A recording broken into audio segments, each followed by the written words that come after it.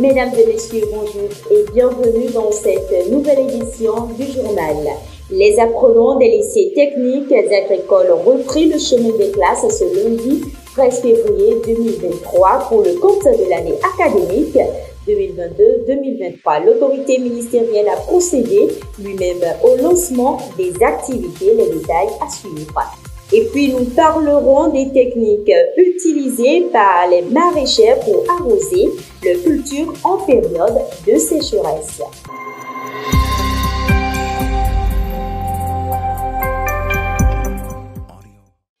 L'École internationale des métiers agricoles EIMA Bénin ouvre ses portes le 20 février 2023.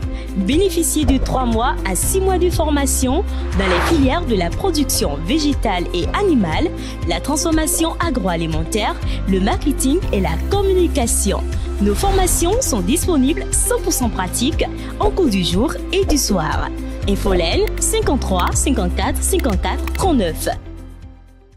Le comité permanent inter-État de lutte contre la sécheresse dans le Sahel a retraité lors d'une rencontre tenue hier mardi 14 février les projets du programme régional d'appui, gestion des ressources naturelles et changement climatique. L'objectif de cette rencontre est de créer un cadre d'échange sur la vie du projet pour améliorer la gouvernance, la performance et l'efficience dans la mise en œuvre des activités à travers la recherche d'une plus grande synergie et d'une complémentarité d'action entre les sites et les projets. Les professionnels du maraîchage assurent la disponibilité en eau à la culture en période de sécheresse grâce à certains systèmes d'irrigation. Sur la route des pêches, Céline Bouvy a rencontré un maraîcher qui nous donne les détails. La beauté et la santé de ces légumes verts ne seraient possibles sans l'irrigation, qui est une nécessité pour la production maraîchère, surtout en période de sécheresse. Ici, l'eau provient des dispositifs préalablement installés. On utilise le forage. Et puis, c'est avec un motopompe qui remonte l'eau en surface et avec les tuyaux d'installation, l'eau repartit dans les bassins un peu partout. Si le forage n'est pas trop en profondeur, l'eau tarit en saison sèche.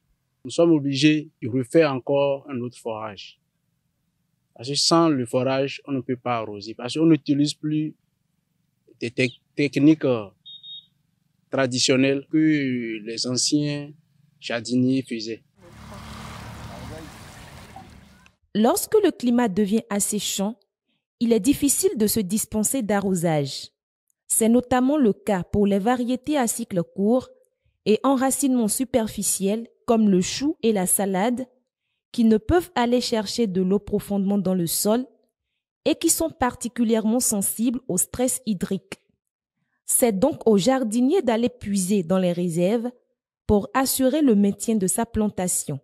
C'est toujours le forage là qui alimente tous ces bassins. On préserve l'eau là-dedans pour réutiliser à l'aide des arrosoirs manuellement. Un déficit hydrique à la plantation entraîne de mauvaises reprises. Néanmoins, l'excès d'eau peut conduire à un lessivage important, une asphyxie racinaire et empêcher un développement cohérent de la plante. Les lycées techniques agricoles ont rouvert leurs portes lundi 13 février dernier. C'est le lycée agricole Medji de Sékou qui a abrité la cérémonie de lancement officiel de la rentrée 2022-2023 placée sous le thème « L'enseignement technique agricole, une nouvelle approche de développement des compétences techniques et professionnelles pour l'emploi ». À cette occasion, le ministre des Enseignements secondaires techniques et de la formation professionnelle, Kouaro Yves Chabi, a réitéré la volonté du gouvernement béninois d'investir plus de ressources dans l'enseignement des sciences et techniques agricoles pour atteindre des résultats probants. Il a par ailleurs invité les responsables administratifs des lycées à faire preuve de créativité et d'innovation. SOS Biodiversity va organiser un atelier de partage de connaissances de la Journée internationale des femmes et des filles de sciences. Il va se dérouler le samedi 18 février 2023 à Semetou Open Innovation Park. L'objectif de cette première édition est d'améliorer le rôle et l'intégration des femmes dans le domaine des sciences, de la technologie, de l'ingénierie et des mathématiques. Nous y reviendrons pour plus de détails. Parlons environnement à présent. Au Bénin, la gestion des zones humides inquiète de plus en plus entre mauvaise exploitation et méconnaissance de ses bienfaits. Tous les profits ne sont pas tirés de ces zones humides et il faille agir autrement. Quelques experts abordent la question dans cet élément réalisé par Jean-Baptiste Routonou, Céline Bouvi et Gaël Clédier. De différentes espèces d'oiseaux, des poules dans l'eau en plein errement, un micro-habitat que l'on retrouve nulle part si ce n'est qu'à Fifadji, l'une des multiples milieux humides dont dispose le Bénin. Située en plein cœur de Cotonou, la ville capitale, cette zone représente un berceau de nombreuses valeureux écosystémiques.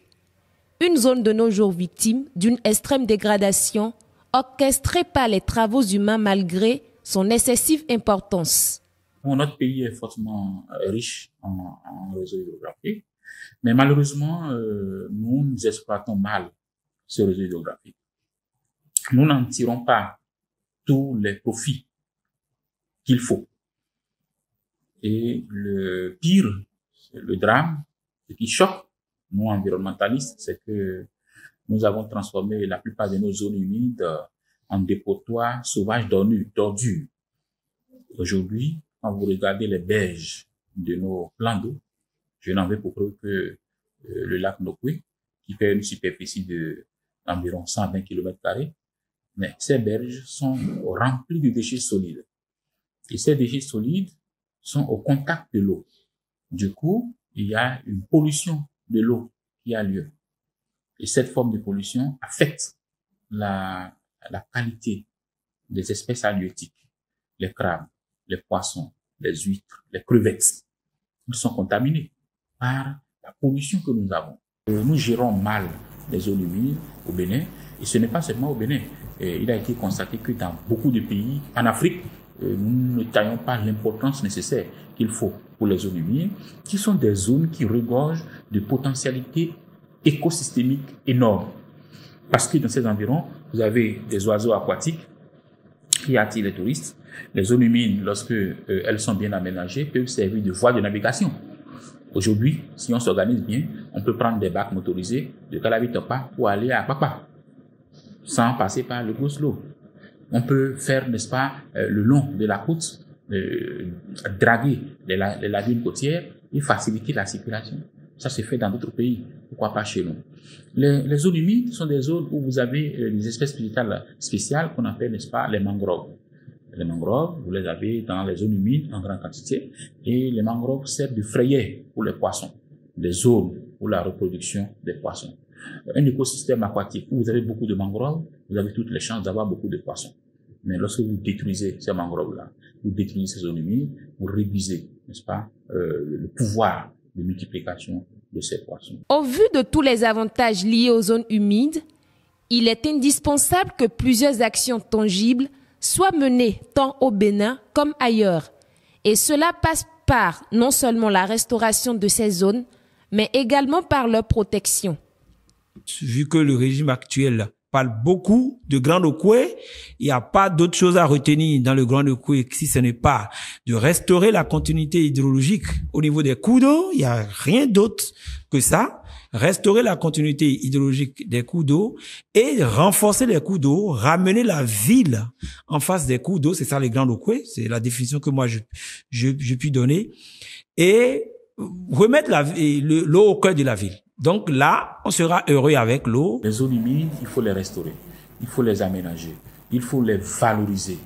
On peut construire des infrastructures autour de ces zones humides pour développer, n'est-ce pas, développer par exemple des aires de sport autour de ça, développer des bistrots autour de ça, avoir des infrastructures, n'est-ce pas, autour de ces zones humides qui vont attirer. S'ils aménagent les cours d'eau, il faut que les cours d'eau règlent le problème de l'écotourisme, règlent le problème de l'espace urbain, règlent le problème de la pisciculture, règlent le problème du transport fluvial. C'est ça, hein, on est en train de vendre, on est venu à pas demander de l'argent. Donc, en bas, conclusion, il faut que les projets soient intégrés. Que les projets du PAG, l'ambition du chef de l'État, c'est de Grand Okoué, c'est une ambition noble et fiable. Il faudrait qu'on donne corps à cette ambition-là en faisant des projets actuels et des projets qui cadrent avec la vision du chef de l'État. Pour profiter de nombreux atouts que regorgent les zones humides, il faut que le pouvoir central redouble d'ardeur afin de les restaurer et de les préserver convenablement.